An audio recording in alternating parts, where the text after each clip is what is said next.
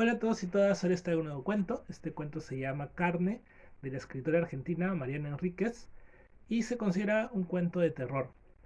Está escrito en tercera persona y no es de manera lineal, ¿no?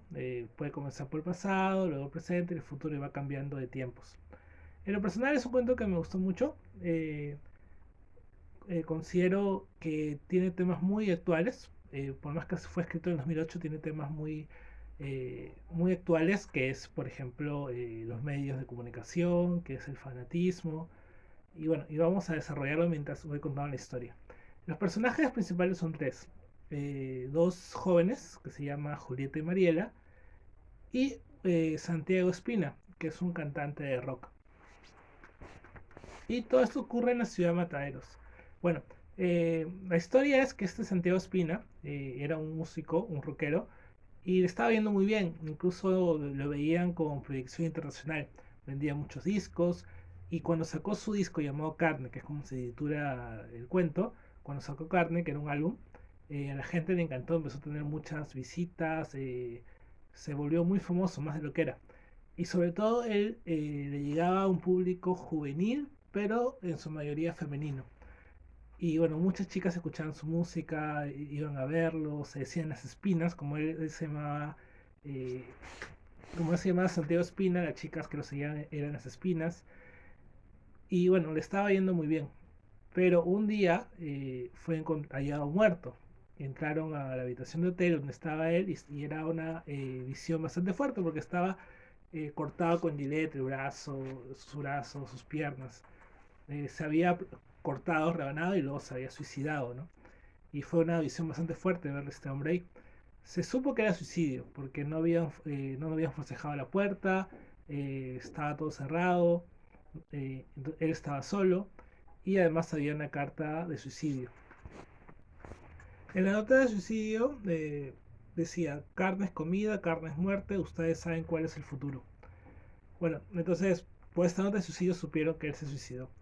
Una vez que se suicidó, como siempre, cuando un famoso se suicida, va a ser un alboroto en las noticias, ¿no? En esta época no era tanto internet, sino más en la televisión. Entonces en la televisión pasaban noticias todo el día de su suicidio. Bueno, las fanáticas empezaron a llorar, a estar tristes, a escuchar mucho sus canciones. Pero como todo pasa, al poco tiempo la gente, ya los noticieros empezaron a dejar de hablar, se lloró menos de lo que se creía, no, la gente pensaba que las chicas fans se iban a suicidar, pero no pasó. Entonces cada vez todo volvió más a la normalidad. Como siempre pasa, ¿no? En las noticias vemos, por ejemplo, pasa algo muy chocante y durante una semana estamos hablando, oye, mira, viste la televisión o viste en las redes sociales lo que pasó. Y una vez que ya pasa un tiempo, como que decidimos cambiar de tema y hablar de algo más nuevo que ha pasado. Incluso la gente empezó a dejar de hablar porque también aparecen nuevas noticias. Por ejemplo, acá dice, apareció unas noticias, por ejemplo, una mujer resultó tener una cirugía estética desastrosa, luego un galán de televisión declara ser gay, se encontró a un adolescente de San Fernando, secuestraron a un adolescente de San Fernando y renunció el director técnico de River. Entonces, son noticias que siempre nos bombardean, ¿no? Vemos, tal persona se declaró gay, tal persona le fue infiel, hubo tal secuestro, hubo tal cosa, que son noticias que siempre nos paran dando y, y eso hace que los medios se enriquezcan, tengan dinero y den noticias, pero siempre nos vamos olvidando de cada una y viendo la nueva, ¿no? El nuevo desastre, y mientras más grande, mejor para la gente, ¿no? O para la prensa, más vende.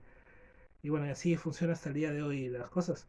Eh, entonces, como dije, todo se fue bajando ya. O sea, al principio chocó suicidio, pero luego se dejó de hablar tanto de eso. Pero luego hay una noticia fuerte, porque en un cementerio se van a encontrar dos chicas, el guardián del cementerio va a hablarles y le dice que se vayan de ahí, y las ve medias perdidas, pensará que están drogadas y las llevan a la policía, pero cuando las ve que están con sangre, se asusta, entonces mayor razón para la policía, y cuando investigan qué había pasado, es que estas chicas habían entrado al cementerio, habían abierto la tumba de Espino, de Santiago Espino, del músico, y habían comido su carne, ¿no? Por eso están llenas de sangre, todas con tierra, sucias. Eso obviamente es morbo y la prensa va a volver a hablar de ellas, no se dejó de hablar de ellas durante un tiempo, fueron a internadas en el psiquiatra durante una semana, los padres querían saber la visión del padre, de la madre del cantante, de qué pensaba sobre esto. La madre del cantante decidió no enjuiciar a las chicas para no seguir con toda esta ola de terror, porque es una noticia fuerte, pero además terrorífica, ¿no? Estamos hablando de canibalismo. Los medios una vez más aprovecharon, pasaron documentales de tribus o de personas que eh, hacían el canibalismo, ¿no? Documentales, historias. Entonces, todo lo que vende acerca del tema, ¿no? Se empezó a hablar un montón porque, es más, si hoy día pasara algo así, también sería un boom en las noticias, todos hablarían de ese tema.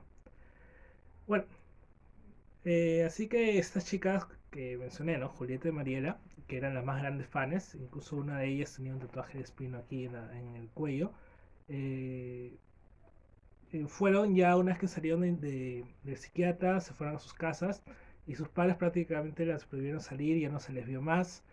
Los vecinos hablaban, pero ellas ya no salían más. Pero la última parte dice que salió una seguidilla de fans, ya no solo del cantante, sino de ellas, ¿no? Decían qué suerte que tienen ellas, qué valientes, ahora tienen parte de él en su cuerpo. Entonces se creó una nuevas seguidoras, no solo del cantante, sino de estas chicas, ¿no? Como un culto. Y acaba diciendo que están esperando que esas chicas pronto tengan más de 18 años para que puedan salir y hagan cosas, ¿no? Por ejemplo, que empiecen a cantar las canciones de él y que hagan culto. Y, por ejemplo, esa parte dice... em, hablaban de un culto subterráneo imparable de ellas, las que tenían espinas en el cuerpo.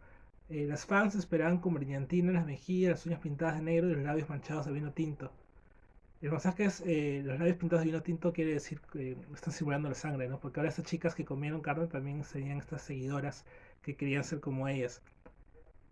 Y por último se dice que las chicas ahora empezaban a escuchar mucho una canción de Espina que decía un mensaje así. Decía, si tenés hambre, come de mi cuerpo. Si tenés sed, ve de mis ojos. Soñando con el futuro. Es más, ese mensaje había dado Spina en una de las canciones, ¿no? Y se entiende que las chicas se lo tomaron literal. Cuando vieron que murió, comieron de su cuerpo y bebieron de su sangre.